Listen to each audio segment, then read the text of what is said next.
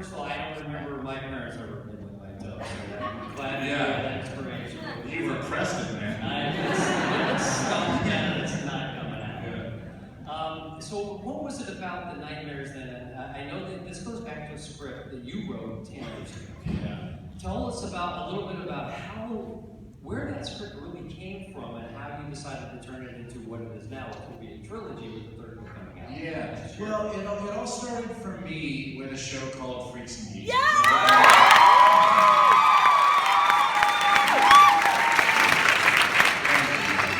I feel the same way about it, honestly. And, so I guess, you know, to start there, I was 18 when I started that show, and I had the naivety of youth, and when that show ended, I felt like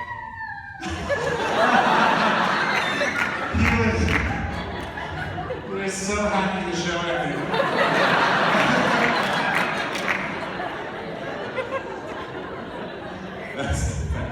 So anyway, when that ended, I really thought, oh, you just go on to your next groundbreaking show, and that was not what happened. And I actually jumped into being completely unemployed for about 3 years, and I didn't know quite what I was going to do. And that was when our producer, Judd Apatow, who's gone on to produce a lot of our movies, said, the only way you're going to make it is if you start writing your own material. He actually said, you're kind of a weird dude, the only way you're going to make it is if you write. But so I set out to write what was really close to my heart. And what came out was Nightmares, this script about kids facing their biggest fears. Because I think that for me, what really inspired me when I was young were things like The Goonies, and Roald Dahl books, and Labyrinth. These kind of things that whispered in your ear, hey, there's magic out there. You're about to get on this track, and when you're a kid, you don't even realize it, where like elementary school becomes junior high, becomes high school, becomes college, becomes your job. And unless you hold on to these little voices that told you, like, don't settle for that, there's something more, I don't know. I don't think I would have tried to be an actor if the Goonies hadn't found buried treasure. I know that's a strange connection, but I really think it's true. Like, you know, I've been told that what I do is impossible. Like, you can't become an actor, and you can't have movies made, and you certainly can't, like, sing up and down Hollywood Boulevard with the Muppets. But, yes. We'll be getting to that. Yeah. But for any kids in the audience, yes, you can. You just have to do some things that are pretty scary. And that's what the book is about. Like, you have to be willing to try some stuff. And sometimes you're not going to be that good at it. And that's okay. I've tried the Dracula musical from Forgetting Sarah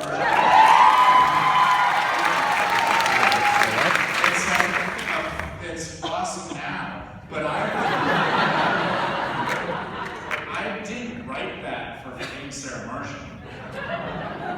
I wrote that during that unemployed period without a sense of irony. The way that I'm going to make it is by this Dracula musical.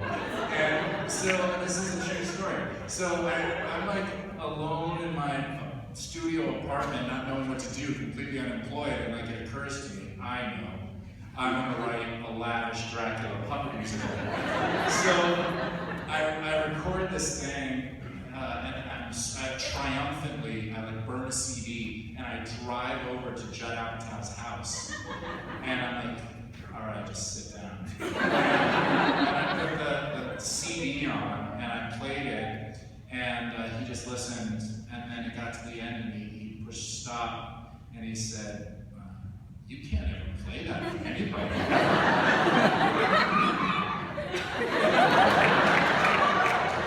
Still got it. But that was a moment where I felt like, you know, there are parts of me that could have felt really embarrassed.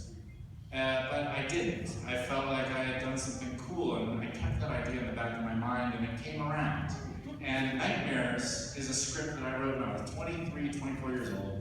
I sold it, and it sat on a shelf and didn't do anything, and there's a lot of instincts in you saying, all right, let it go, that didn't work. But I believed in it, so here we are tonight, and it's pretty cool. Yeah.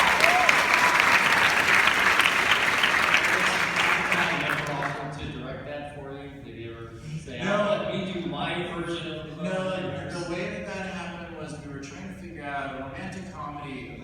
The thing that interested me about them was, you know how they're going to end. The guy on the poster is going to end up with the girl on the poster.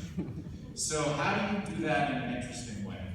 How do you end something creatively when you know exactly how it's going to end? And I thought, I know, a lavish Dracula puppet music.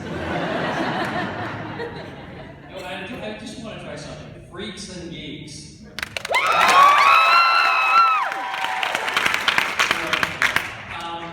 Now, acting, obviously, is something that is personal to the actor. You step into a character, you make that character your own. But you have your surrounding cast, you have people with cameras, you're in the public. Writing is a very solitary pursuit. Which do you prefer and why? Well, I prefer acting because it's a real team sport, and there's also a real exhilaration to it. Writing, there's a couple things I really like about it. One is I like that it's one of the few creative endeavors that you don't need permission for. No, it's true. You have to sit around and wait for permission to act. And that's a really painful thing for a lot of people who want to be actors. It was for me for a long time. When is someone going to tell me that I'm allowed to act? Whereas writing, you can do on your own, and all you have to do is have some belief. The other thing I like about writing is this crazy alchemy of thinking of an idea on your couch and then seeing it on a movie screen 2 years later. That to me that's magic. Not every writer gets that, by the way. That's a very special feeling. Yeah, I was very, very lucky. I felt the same way when the book came out and I could hold it. And that was a 10-year endeavor, and I felt like, wow, I really did it. I'll tell you, the most satisfying thing I did recognize a lot because I've been in your homes, for 10 years. But so people say, hey Marshall. One guy, by the way, last week in New York, said it to me so casually that I wonder if he has some disconnect from that it's a TV show. I walked by him and he went hey Marshall. Kind of freaking out in an existential way. But when the book first came out, the craziest thing was I was on vacation and I saw a grown man reading it. And there was the most awkward interaction I've ever had because I couldn't believe he was reading it. So I went up and I was like, oh my God! And I was shocked. But then he was shocked because I'm Jason Segel. So it was like Marty McFly seeing himself. And how is that emotion different? If you're sitting, do you watch yourself on screen? I watch myself because I've produced some of the stuff that I've done. I find it to be a pretty uncomfortable experience, but I watch myself sometimes. Okay, so how does that experience compare to what you just described, where you're watching somebody who's probably fully enveloped in exactly your written word? Yeah, it's a much deeper experience because reading is harder.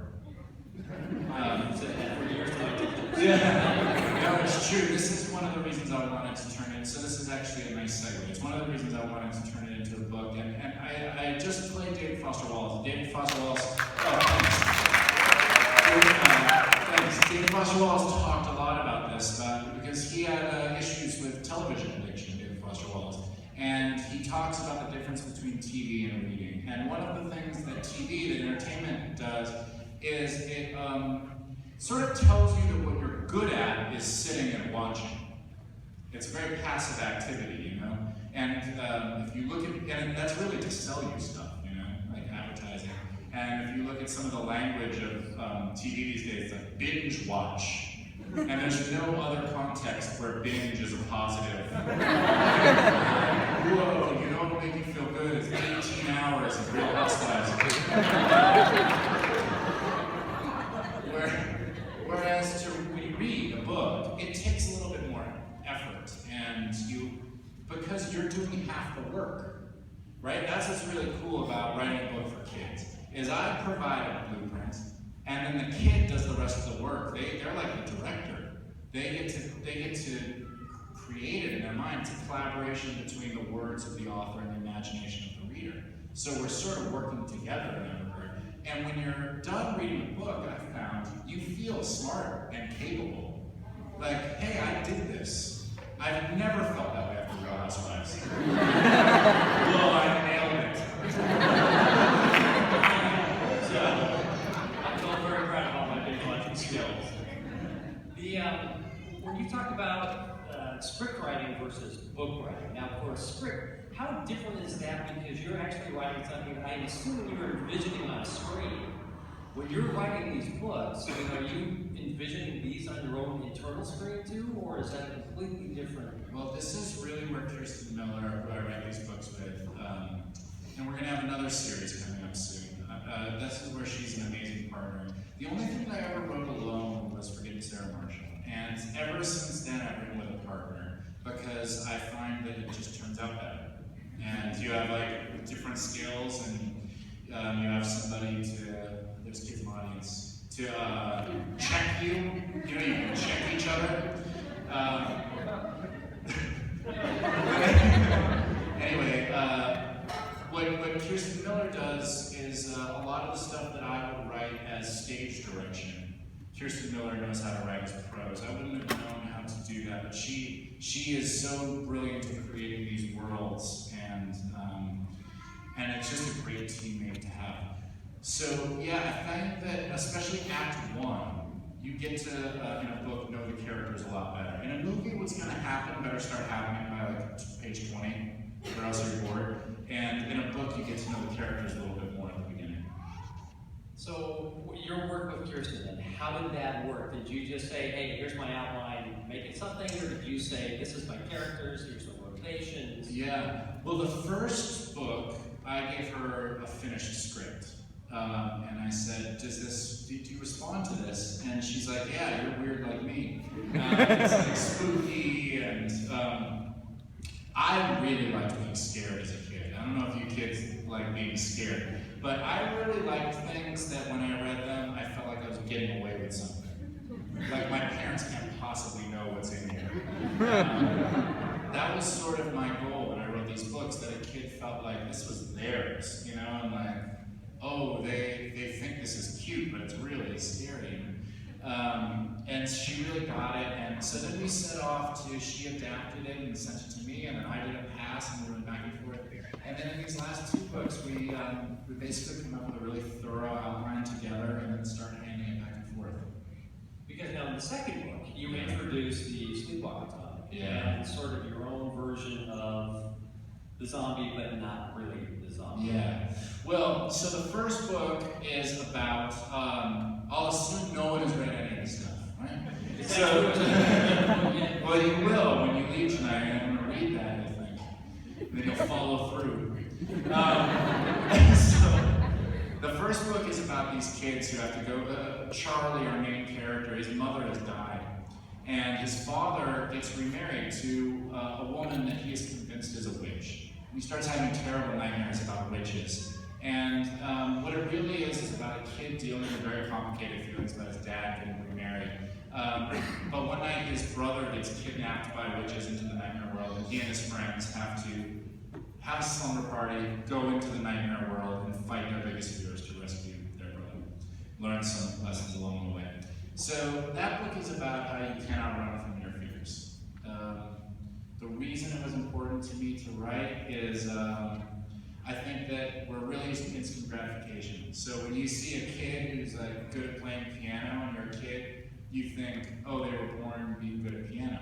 But the truth is, no, they were willing to sit through being bad at something until they're good at it. And I think there's like a big culture of shaming now, especially for kids, where you feel like if I try something and I'm bad at it, I'm going to get made fun of. And so for me, these books are saying, don't worry about being made fun of. Those kids are going to drop off anyway as you get older. It's really true. And that's really what I found. Be the kid who's willing to be bad at something until you're good at it. That's really what that first book is about. So it's about not running from your fears. This second book, Sleepwalker Tonic, is about that you can't numb your fears.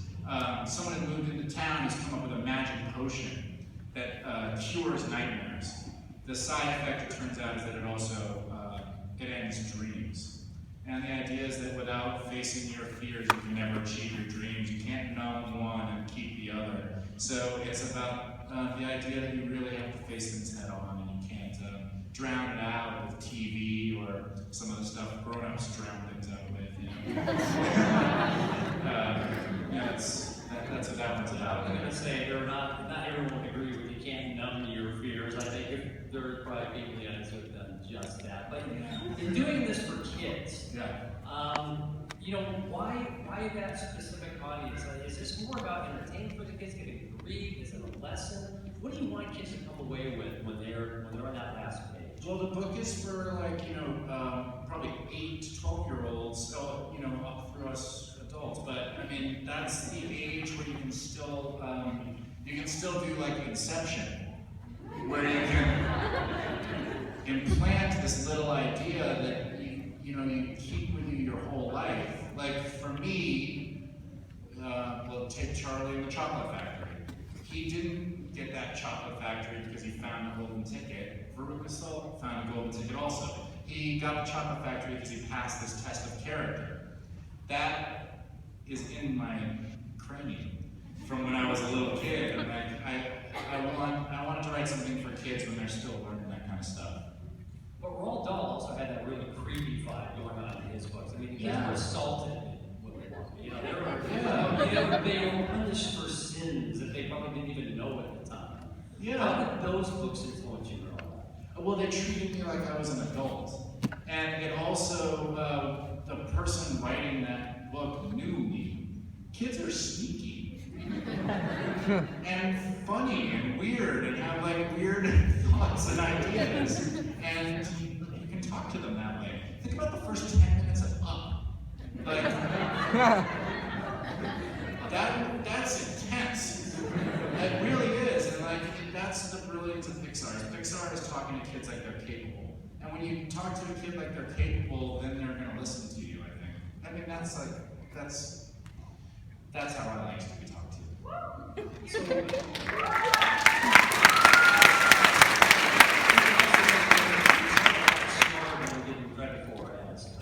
Especially parents, but they can take nuance and subtlety actually in some books. Oh, I think so. Yeah, I think that there's an age where you feel like where that intense feeling is like, stop treating me like a baby, you know. And I think that these books are for that age. But you didn't inject any forgetting Sarah Marshall. And I skipped that whole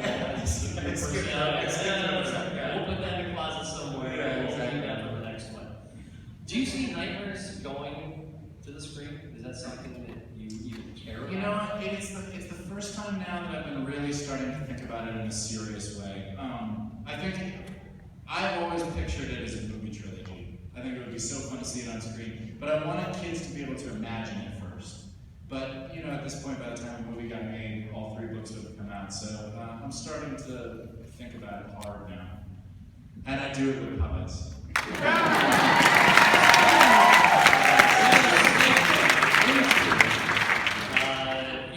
Where did this whole puppet obsession begin? Where is it going? Will there ever be a time in your life when there will be no puppet in your bedroom or wherever? No, I think there'll always be puppets. The way puppets started with me is I loved the Muppet Show growing up. So, my mom like created me in the both. She created me, yeah. So I was a little too young for the Muppet Show. She taped every episode and like waited for me to be old enough to watch them. She also showed me Harold and Maude when I was 8. Like, I'm this way for a reason. Yeah. I was 6'4" since I was 12.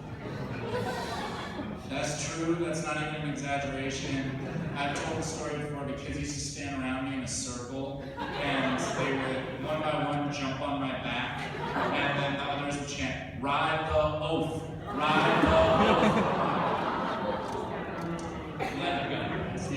Well, I put it in Sarah Marshall. There's like this little tiny clip where I'm in the pool surrounded by kids, and the kids are chanting, "Ride the oaf, ride the oaf." And in my mind, I was like, yeah, who see? That showed them.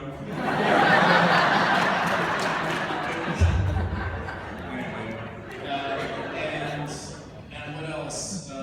So I'm half Jewish and half Christian, and so my parents thought, we'll let him choose.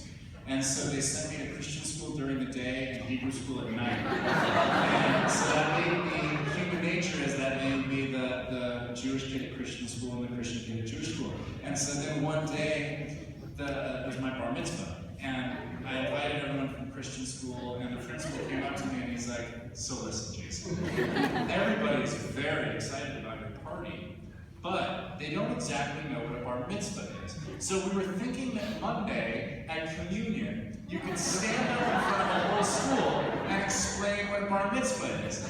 So then little 12-year-old Jason Segel on Monday morning is like, on Saturday, I become the man.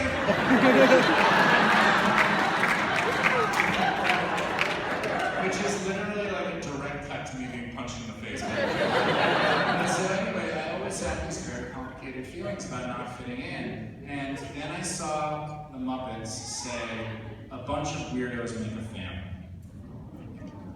And it like really hit me hard, like, oh, maybe I just need to find my weirdos. And when I started doing Freaks and Geeks, that I felt like, oh my God, here it is. Like, this is what I've been looking for so long. But so anyway, that was when my love of puppets began. Then I also came of age creatively right when Apple made it easy to make movies at home. When they were the Final Cut Pro and all that stuff, which was a new thing. When that happened, it was kind of a big deal because you didn't need all this expensive equipment. And I was an athlete, a high school athlete at the time, and I didn't have any actor friends, so I went out. I bought a bunch of puppets, and I used them as my co-stars to learn how to set up the camera and how to write and how to shoot stuff. And I realized, like, oh, they'll do anything I tell them. Since then, we get along great.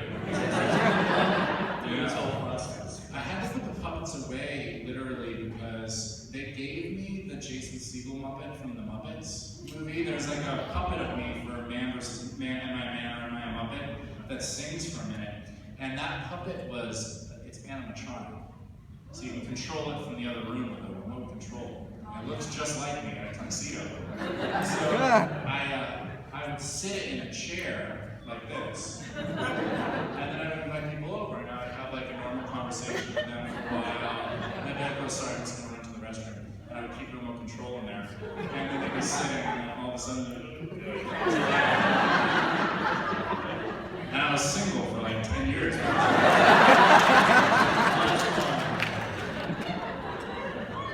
When you were doing Muppets, that's a creepy story. Thank you.